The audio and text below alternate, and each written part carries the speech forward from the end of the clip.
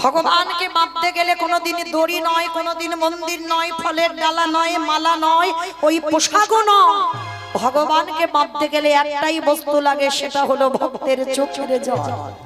আর ওইটা যার মধ্যে থাকবে সে অন্তিমের সময়ও ভগবানের প্রাপ্তি হবে।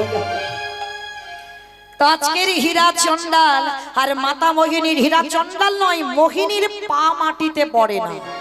যাকে দেখতে পাই তাকে ধরে বলছে, কি গো দেখলে তো আমার ভক্তিতে ভগবান বাধ্য হয়েছে আমাকে সন্তান দিতে, ভগবান বাধ্য হয়েছে আমার কোল আলো করতে।